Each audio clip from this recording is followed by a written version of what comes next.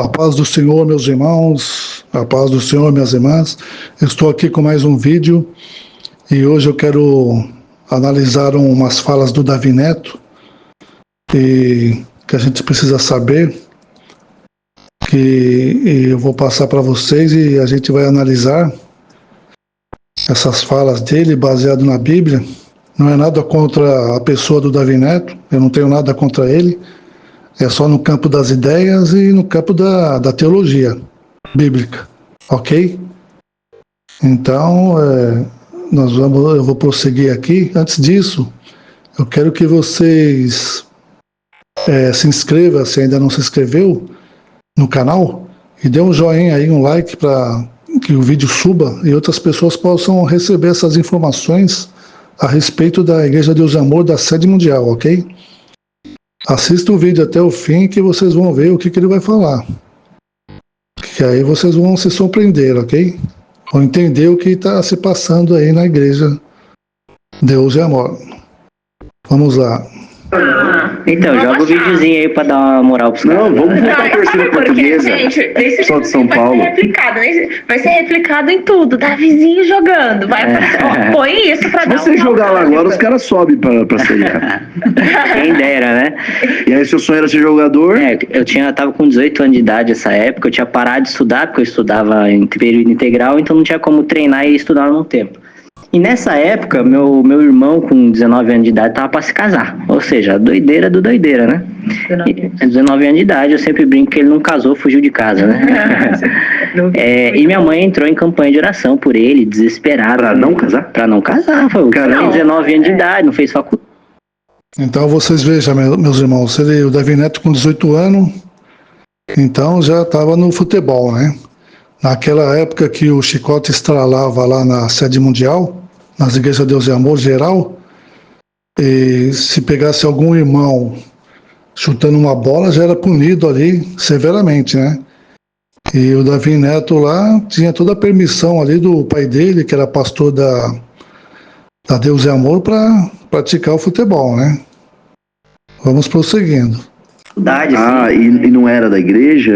Não, ela era, só que assim, é o desespero de uma mãe, né? Nossa. Essa história. É, muito forte. Virou até meme agora esse negócio, que é tipo, já conversei com 10 caras e os 10 caras falam que tava pra assinar com um clube grande e machucaram o joelho. Virou até meme isso aí agora. Mas Maria vira pastor, né? A gente tem uns...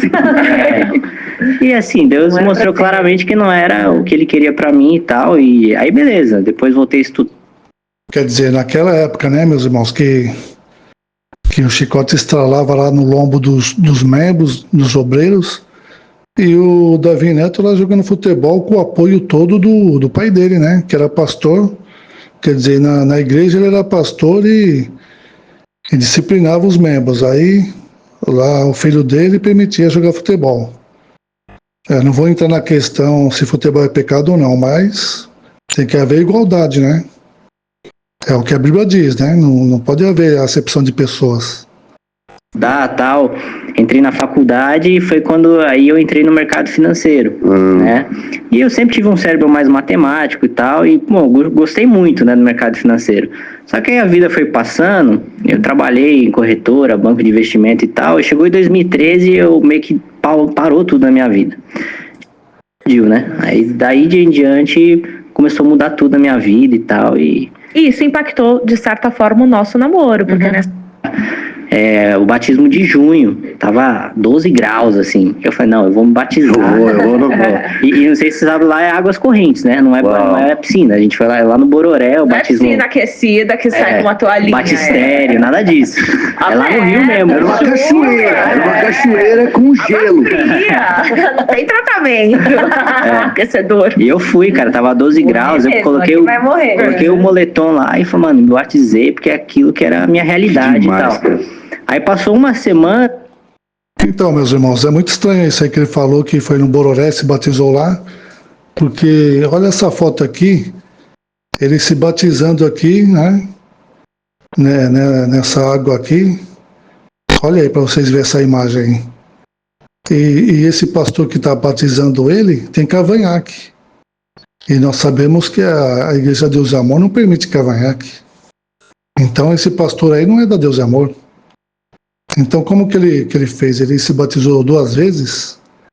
Ele se batizou na Deus é Amor e depois se batizou em outro lugar aí, porque eu não sei que lugar é esse aí, mas vocês podem ver que o pastor aí que está batizando, ele tem um cavanhaque, né?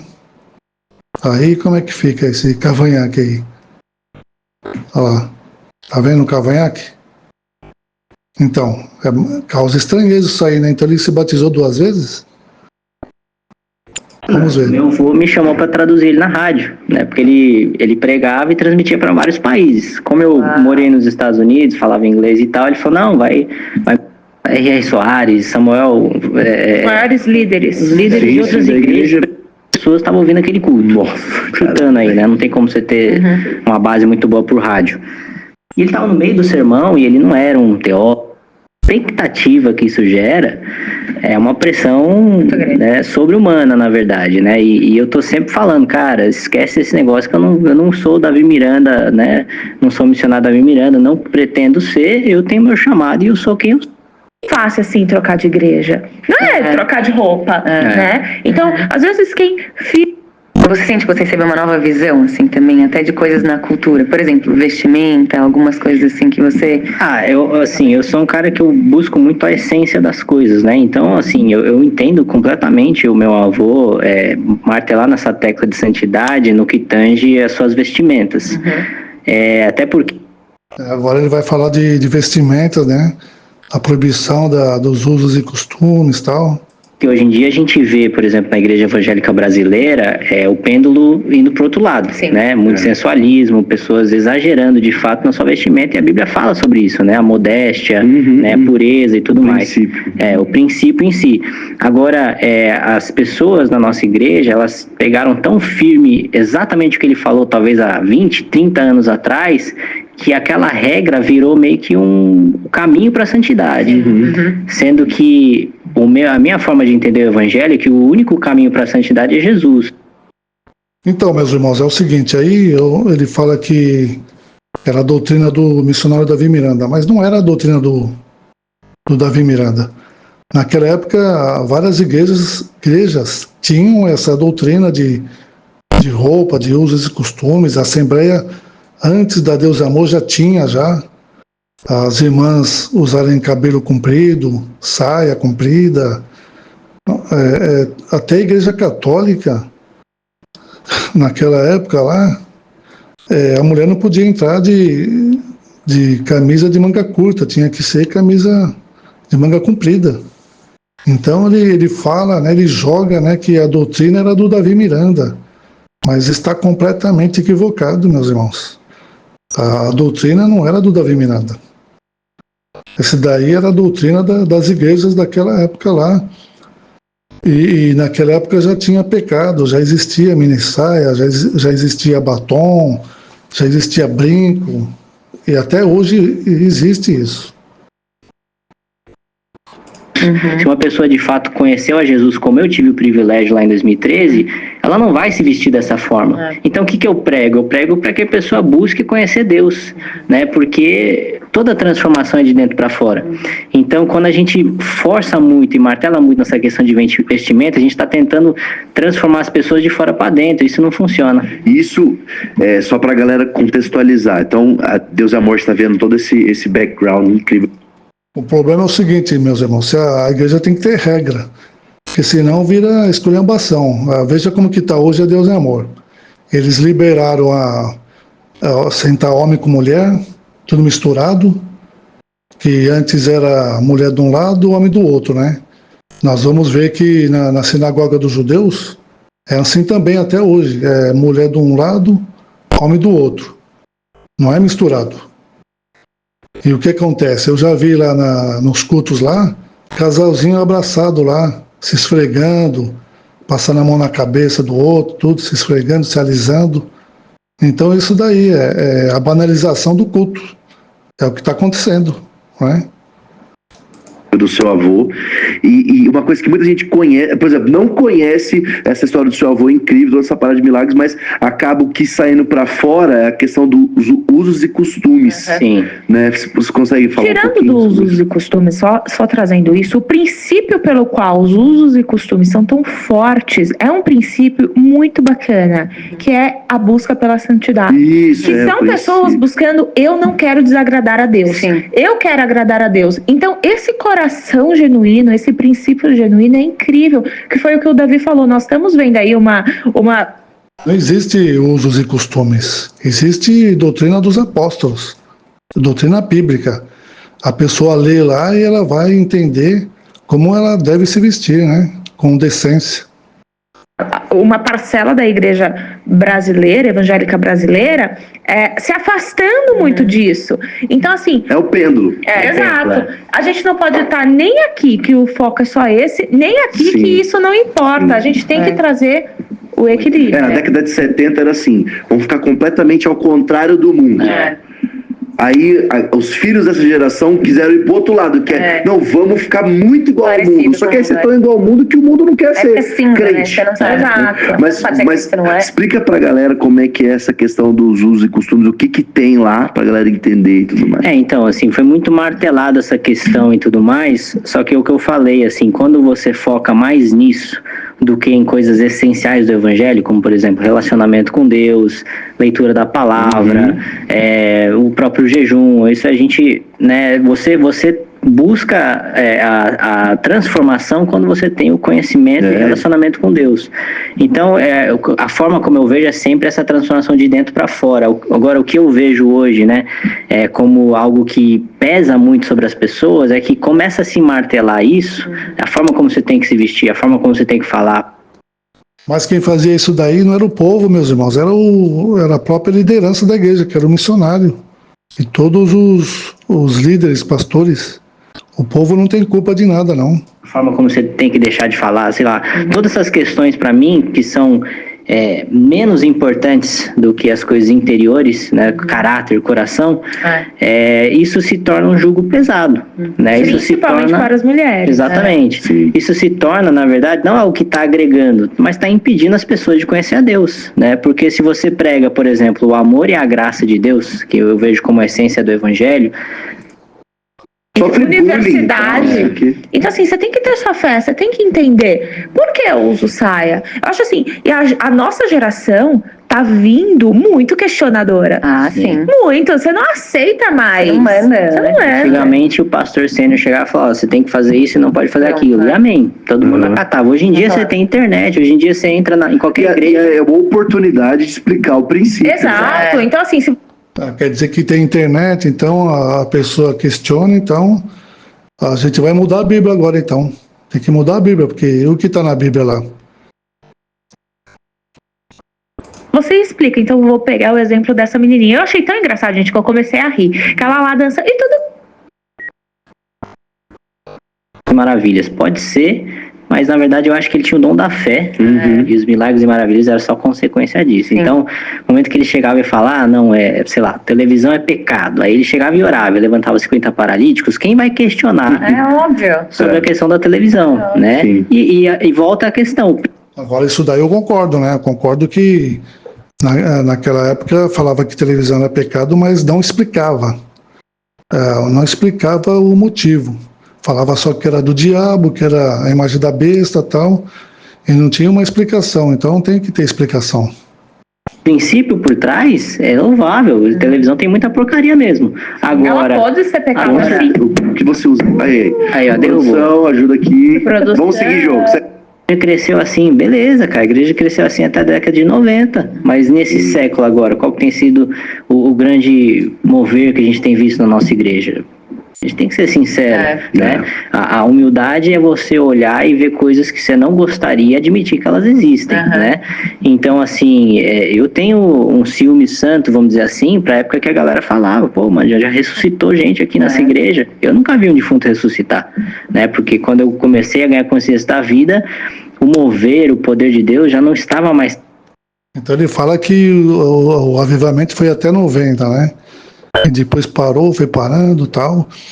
Mas por que foi o avivamento foi acabar? Não, é muito escândalo, muita opressão dos obreiros, muita opressão dos membros, maltratava os membros, maltratava os obreiros, não paga salário para os obreiros, para os dirigentes.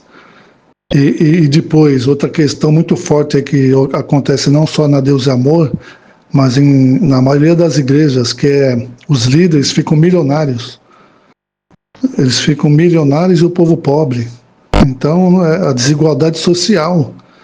O líder fundou uma igreja e ele não era nada, ele era pobre, daqui a pouco ele fica milionário. Não é? Os membros da Deus e Amor achavam que o missionário era um senhor que tinha um carro ou dois e tinha uma casa boa para morar tal. Mas quando ele morre, ele deixa uma fortuna de milhões aí. Centenas de imóveis.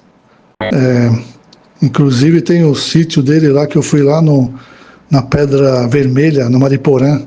Eu fui lá, é um sítio que tem lá, some de vista lá de plantação de eucalipto. Tem até uma igreja lá, não sei se ainda tem. Uma vez eu fui lá, preguei lá nessa igreja. E nesse sítio aí me informaram que os eucaliptos são vendidos de 3 em 3 anos. Vem a firma, corta o eucalipto e leva. E o valor ali daqueles eucaliptos dava mais de 100 mil reais. De 3 em 3 anos. Agora é muito mais, né? Mas eu não sei como é que tá lá, porque tinha um caseiro que ficava lá. Inclusive ele reclamava que era o Daniel que ia lá cuidar. E o Daniel não levava comida. O Daniel, filho do Davi Miranda, não levava comida para os cachorros. E ele tinha que pegar e dar batata doce para os cachorros, porque os cachorros não tinham o que comer. Ele plantava a batata doce e acabava dando batata doce para os cachorros comer. Eu tive nesse sítio aí, o sítio, né? Então, conforme eu falei, líderes ficando milionário, né? Aí, quantas pessoas que viram aí quando o falecimento do missionário Davi Miranda e viram a fortuna dele, que deixou. Muitas pessoas desviaram, irmão, saíram da igreja, claro, ficaram escandalizadas, como assim? Né? A pessoa só pregava o evangelho? Como que uma pessoa que só orava e pregava o evangelho tinha condições de investir na Bolsa de Valores, na Petrobras, na Uzi Minas, agronegócio, vários imóveis, como assim? Né? Porque o Davi Neto falou que o missionário orava muito. Se ele orava muito, como que ele tinha tempo para ficar investindo em Petrobras, comprar vários imóveis e todo esse investimento, Bolsa de Valores, tudo? Ou era outra pessoa que fazia para ele? Aí que tem que ver, né? Vamos prosseguir. Tão evidente, né? Isso faz 20 anos. Aí o pessoal quer colocar isso na conta do Regenere. Fala, gente, pelo amor de Deus, eu nem tava aí, né? Então, assim, é muito isso, né? Eu sempre falo de um Deus geracional, né? O Deus de Abraão, de Isaac e de Jacó. E são temporadas. Ele faz do jeito que ele quiser, da forma como ele quiser. Dele. Só que as pessoas ficam tão presas a uma figura de um líder, a uma forma como de se fazer igreja, cara. Olha aí, meus irmãos, olha o que ele fala, que o povo está preso a um líder. Ninguém está preso a líder nenhum. A doutrina que o Davi Miranda pregava, ele copiou de outras igrejas. Não era do Davi Miranda. Era, naquela época, a mulher saia comprida, cabelo comprido, não cortava o cabelo, não usava batom, não usava brinco, era tudo doutrina que já tinha naquela época nas igrejas evangélicas. Mas ele está falando que não, que era a doutrina do Davi Miranda. Que a pessoa, então, quando ela segue essa doutrina, ela está presa ao Davi Miranda. Está completamente equivocado. Até a cor da igreja tem que ser do jeito que os caras querem. Porque você pintou a igreja de preto. Aí eu respondi, bom, primeiro eu não sou pintor, né? Então não pintei nada. Aí agora ele usa o deboche, né, meus irmãos? Por que você pintou a parede de preto? Não fui eu, não sou pintor, tal. Mas quem é que manda? Manda ele, né? Ele que manda pintar. Então é ele. Não é que ele pintou. Ele mandou pintar, então é ele que pintou. Certo? Ele que pintou de preto, ele que colocou luz, telão, tudo lá na igrejinha dele lá, né? Eu não pintei nada, quem pintou foi o seu Márcio. Foi o engenharia lá que pintou. Sabe o que eu acho, assim, eu vejo... Então, agora você vê como que é, né? Agora ele vem com deboche e tal. Davi, o que dói nele, assim, muito, é reduzir em Deus a uma caixinha, a reduzir em Deus a uma forma de estética, a reduzir em Deus ao que a pessoa viveu. Então, assim, se eu for contar das minhas experiências, são... Então, meus irmãos, presta atenção no que o Davi Neto vai falar agora. Ele vai falar uma coisa aqui a respeito da Deus é amor. Presta atenção. Ó. Complicado, cara, você lidar com isso, assim. Mas, assim, no geral, eu acredito que, assim... eu não acredito que a Igreja de Deus é Amor pode voltar ao que era 5 anos atrás mais. Eu acho que a gente já passou do ponto... Já mudou, já. The point of no return, né? O ponto que não tem como voltar. Só que desgasta, né, cara? Você meio que fica com preguiça, às vezes, de falar as mesmas coisas sempre, tá lidando com coisas tão fúteis, né? É o papel de quem tá cortando ali o mato, né? Machuca e tudo mais. Não dá pra voltar a ser o que era há 20 anos atrás, porque há 20 anos atrás, quantas igrejas existiam? Hoje, quantas igrejas existem? Não dá pra comparar, são épocas totalmente diferentes, são desafios totalmente diferentes. Não só para a Igreja Deus é Amor, para a igreja brasileira. Então eu vejo Deus direcionando a igreja para uma união. Porque se a igreja, de forma geral, a igreja evangélica, não a Deus é Amor, não a Zion, não se unir, né? Quem está discipulando? A igreja ou o mundo? O mundo vai discipular a igreja. Então eu vejo hoje uma outra era da sociedade em si. O próprio Descendants já é um marco na história evangélica brasileira. Então vocês vejam, meus irmãos, eles falando que não tem como a igreja voltar como era antes. Então tem muitos irmãos aí naquela esperança que vai voltar, e eles estão aqui desanimando totalmente aí as pessoas, falando que não tem como voltar como era antes. Ou seja, não tem como voltar aquele avivamento, né? O avivamento não volta mais. Então como que vai ficar? Vai ficar vai mudar para outra igreja liberal ou vai ficar uma igreja fria? Como que vai ficar? Né? Porque eles deviam buscar o avivamento, né? Tirar coisas que não eram bíblico da doutrina e aperfeiçoar a doutrina. E continuar buscando a Deus ali, naquele ritmo ali de avivamento, oração, jejum, expulsar demônio. Então, eles estão falando que a igreja não vai voltar como era antes.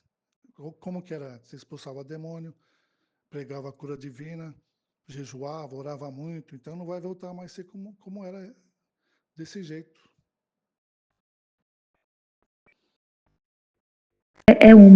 Eu canto muito mal. É ridículo. Você tá onde eu quero que você esteja. E isso é cuidado. Se quem que falou isso, que a nossa responsabilidade pregando se a gente é bíblico o suficiente, a gente gera vida. Se a gente é antibíblico, a gente pode gerar morte com o nosso sermão. Então, assim, eu sou muito zeloso para aquilo que eu falo em cima do púlpito. Porque, mano, eu tô pregando a palavra de Deus que criou o universo, certo? Então, assim, o que o pessoal não entende é que toda aquela estrutura, aquilo é uma linguagem de falar com o jovem. Mas eu poderia muito bem pregar a mesma mensagem na Praça da Sé, sem estrutura alguma. E, aliás, por exemplo, já fui convidado várias vezes para pregar para o Ministério Geral, e eu fui lá. Então, aí que ele fala que toda aquela estrutura, luz colorida, telão, tudo fumacinha, é uma estrutura para falar com os jovens. Porque os jovens, né, meus irmãos, eles são tipo infantil, né? Os jovens são tipo criancinha, porque criancinha que gosta de luz colorida, de fumacinha, de ver telão. Então, os jovens, assim, eles são tipo... Ele está tratando os jovens como se fossem infantil, criancinhas. Agora, nós vamos ver que a criança dos judeus... Eles, com 12 anos, eles já leram toda a Torá, já decoraram toda a Torá. Veja só, o filho do judeu, com 12 anos, já leu toda a Torá. Agora aqui, você vê, ele está tratando os jovens como se fosse criança.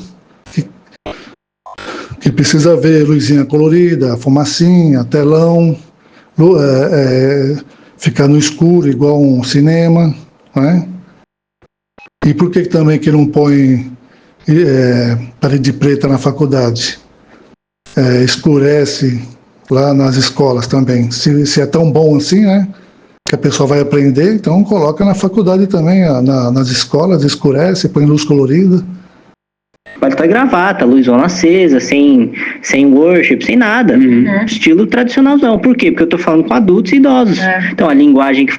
Então, olha, ele fala que luz acesa bem clara e paletó gravata é linguagem de idosos. Olha só o cabimento, ó, né? Então, ele está tratando os jovens como crianças, né? Um jovem de 20, 30 anos é criancinha, que gosta de luz colorida.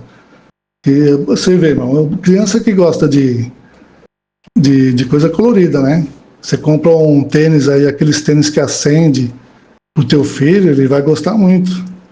Agora uma pessoa passou dos 15 anos, já não é criança mais, já é adulto, né? Entendeu? Não precisa disso mais para aprender, para entender. Então ele acha que o jovem, ele precisa disso aí, senão o jovem vai lá no culto, não estou entendendo nada, não tem luz colorida aqui, eu não entendo o que você está falando. Vamos prosseguir. Fala com eles aquilo. Então, só que a mesma mensagem só mudou. mudou. Sabe o que eu acho também que mudou? Mudou o conteúdo da mensagem. Porque antigamente, gente, era uma questão social. Televisão é pecado. E televisão pode ser pecado. Dependendo do que você está assistindo. Dependendo do que você está assistindo. Certeza. Então hoje o Danizinho fala, o conteúdo é pecado. Mas antigamente falasse que TV é pecado. E é pecado, mas antigamente não tinha Netflix, não tinha celular. Eu posso abrir aqui meu celular e meter o pau na Rafa. E eu vou estar Fofoca é pecado. Fofoca é pecado. Então, assim, hoje o conteúdo não é só televisão é pecado. O conteúdo é. Então perguntam, Karina, televisão é pecado? Já querendo saber se... Meio pentecostal teve muito isso. Lê o versículo inteiro. Não foi só Deus e amor, não. Meio pentecostal. A gente tem que falar da nossa casa, né? A gente Não, não mas aceita que falem de nós, a gente não vai falar da casa dos outros. Quieto, falo baixo. Eu posso ser pentecostal fácil, gente, porque eu tô me contando aqui. Pentecostal da nova Kevin ali, Então, o Davi Neto, as características que ele mostra, ele não é pentecostal, ele é uma pessoa liberal. Isso aí já demonstra no que ele fala, no que ele defende, que ele é uma pessoa liberal. Ele até tem amizades com pastores liberais. André Valadão, da Batista da Lagoinha, pastor Cláudio Duarte aí, que vocês estão vendo aí, né? Todos esses daí, pastores liberais, até, né? Então ele não é pentecostal mesmo, não. O culto dele não é pentecostal. Uma só carne, esse é o lado pentecostal. Então, assim, a crítica é em cima da linguagem e tal. Nossa, tá parecendo uma boate. Fala, cara, você nunca foi numa boate, você sabe o que você tá falando. Mas parece uma boate mesmo. Agora, vocês vejam que ele, o Davi Neto, ele não cita nenhum versículo bíblico de base para o argumento dele. Ele poderia citar aí um texto bíblico, né, para defender a prática do culto dele, de pintar as paredes de preto, chão escuro, um ambiente escuro, luz coloridas, mostrar na Bíblia onde que aprova isso, mas ele não mostra nada na Bíblia, né? Ele fala que se está na Bíblia, a gente tem que seguir, se não está, mas ele não mostra nada na Bíblia. Parece que ele nem leu Bíblia, ou se ele leu, ele não quer mostrar, não tem na Bíblia. Ele não mostra na Bíblia onde que está a base para ele fazer uma igreja desse tipo aí, um culto desse tipo. Para ele defender o que ele fala. Ele não cita versículo bíblico nenhum. Não tem respaldo bíblico, só fala que é a nova geração, fala que Deus falou com ele e tal, né? A geração do passado, e não mostra texto bíblico. Né? E também muito a pregação. Você só prega sobre a graça, mas qual é outro meio de ser salvo sem ensinar pela graça de Deus, né? Então, assim, o desafio cara, trazer Bíblia para esse povo. Mas hoje, gente, sério, eu cansei do Davi sofrer crítica de pessoas que não pensam para criticar, que eu joguei meu balde lá longe da paciência, eu ainda não fui buscá-lo. Então, hoje eu tenho balde, gente, preciso ir atrás dele, até porque, né, mansidão, E o problema é que, como o Davi Neto ele chegou na igreja já querendo mudar tudo de uma vez, né? Ele quer fazer o crente pentecostal virar um crente liberal. Então é impossível isso daí, né? O crente que é pentecostal não vai virar liberal de jeito nenhum. E ele chegou já debochando dos idosos, falando do avô dele que não tinha conhecimento, já anulando toda a doutrina da Deus é Amor, metendo pau na doutrina, e saiu por aí falando da igreja, né? Difamando os membros. E aí o que aconteceu? Os membros agora não aceitam ele de jeito nenhum, é impossível, porque a forma como que ele chegou, como ele chegou na igreja e falando tudo aquilo que ele falou dos membros, dos idosos, do povo que não tem conhecimento bíblico. Então o povo da Deus Amor, os membros, não aceita ele mais não tem como aceitar, não vai aceitar. Por causa disso daí, eles já pegaram desconfiança dele e não aceita mais ele. Fruto espírito, enfim. Mas eu tô indo, aos poucos eu pego mais. Mas eu tô fazendo um censo agora. Fala mal do Davi. Ah, tá bom. Quantos anos você tem?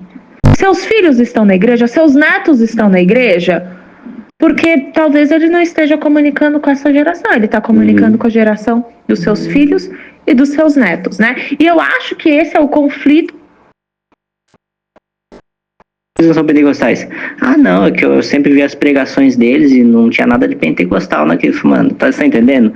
Então, assim, eles focam no estilo, o estilo, se você prega asmaticamente. Eu acho que a imaturidade espiritual, ela para ficar confortável, você transforma em caixinhas. Então, muitas vezes o uso e costumes virou uma caixinha. Com certeza. Então, irmãos, aqui essa fala do Davi Neto é a primeira fala dele que eu vou estar gravando. Eu vou continuar na segunda parte. Essa aqui é a primeira parte e depois tem a segunda parte, ok? Porque aqui não vai dar mais. Aí é isso daí que eu consegui trazer para vocês. E se inscreva no canal e dê um like aí. E continua na segunda parte. Obrigado por assistir e fiquem na paz do Senhor Jesus. Amém.